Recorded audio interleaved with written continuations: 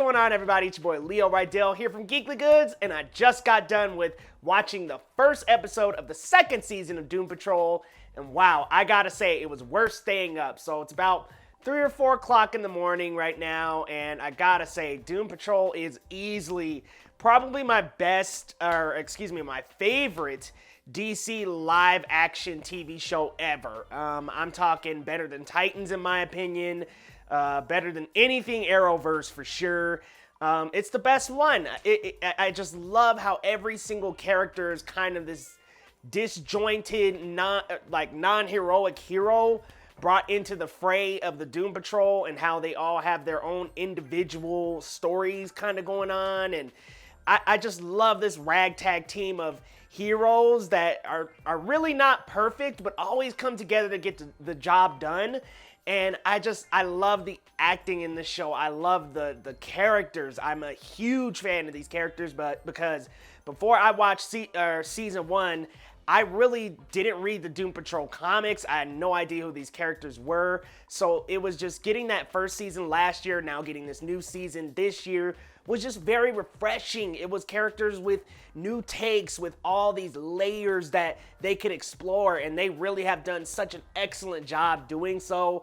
And I gotta say, season 2, great starter, and picking it back up off of the last episode of the very first season. Guys, I am so tired.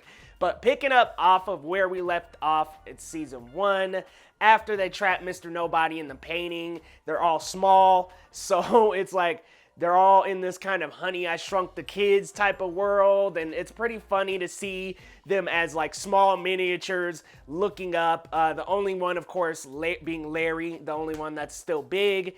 And I like this first episode a lot. It reestablishes the characters. We're back where we left off. Rita is still learning her powers. Cyborg is having a huge, a big hard time getting over what happened with Mr. Nobody. He's having a lot of PTSD.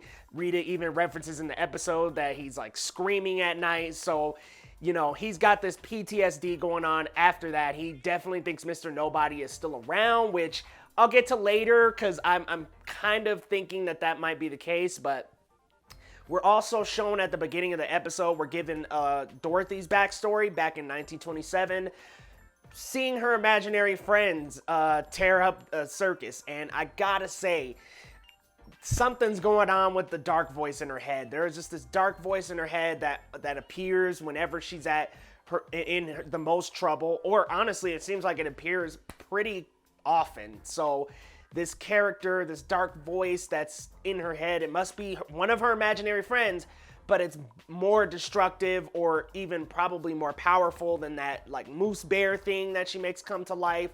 So this might be our villain of this series, or of this season at least. Look, we can all sit here and say Mr. Nobody's gonna come back, and nobody's saying that that's not a possibility, but it seems to me like there's some influence of Dorothy going on with this dark voice, or that this dark voice really wants to come out. I'll kind of flash forward to the end of the episode a little bit and just say that the voice is definitely trying to break free. So I'm seeing some kind of either influence on Dorothy that makes it come out, or maybe there's an episode that drives her to bring that evil spirit out. But I'm very curious to see what that is, talking in her head, trying to make her wish come true.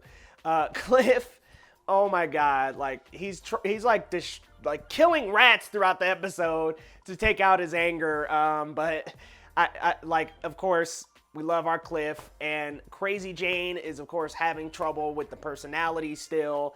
And I love this ragtag team of characters, and I really enjoyed this first episode.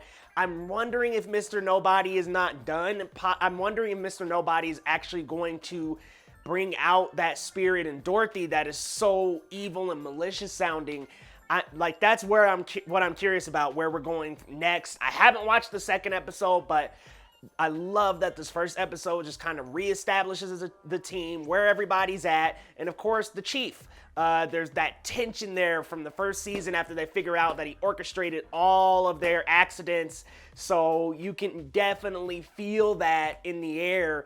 Everybody's grouped together, everybody's together, but there's this tight tension between everybody, especially Cliff. I mean, he's very vocal, so he definitely lets us know, like, the Chief, what WTF? No. So I'm very curious to see where things go, especially with Dorothy and this evil voice. Now, the Chief had to sacrifice his life to save everybody in the Doom Patrol and make them big again. So we're probably not going to see him for too much longer, but I gotta see what's going to happen with Dorothy, this evil voice, where we're going with Crazy Jane, where we're going with Cliff. I mean, like, I'm excited to see the next chapter of our characters. We also get some good flashbacks in every single character. Well, I want to say Cliff gets a good flashback, and Larry gets a good flashback as well. No, Rita didn't get one, but there's just a couple of flashbacks in this episode, just like they do in a lot of the Doom Patrol series that I very much admire. They're super quick, but they also give us this small layer or moment in the character that helps us understand that character and develop and flesh out that character even more. Doom Patrol does such a fantastic job of doing that as a series. Like, they do that in so many episodes, almost every episode, and it's just really nice to follow these characters in both the present and pieces of the past.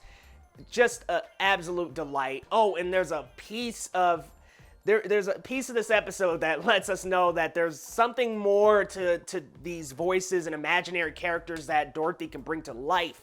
Her and Cliff are driving on a racetrack in a little motor car, and you can totally tell that, like, her imaginary friends can come out at any point whenever she wants them to, and they're driving, and Cliff is going through PTSD and remembering what happened with him, his wife, and his daughter. And then all of a sudden, one of them pops up behind both of them on the car, and that to me just really tells us this is dangerous. If Dorothy's abilities cannot stay under control, which we know the Chief's on the way out, danger is coming. And I gotta say, I wouldn't put it past them if they did bring back Mr. Nobody, but in more of a capacity of bringing Dorothy over to us, like making Dorothy essentially comfortable with her powers and comfortable using them against the Doom Patrol. I mean, maybe he won't come back, but I think that would be a pretty cool way to bring him back and still have him in the series, but don't have him as the main villain. But we gotta wait and see, guys. You guys let me know what you think down in the comments. This was a great first episode. I can't wait to watch the next two and review the next two for you as well, because all three of them have come to HBO Max, and I'm probably gonna have them up by Friday. I mean, if not, during the next week. But I really enjoyed that first episode. I'm looking forward to 2 and 3. Guys, let me know your thoughts down here in the comments, and we will see you next time on Geekly Goods.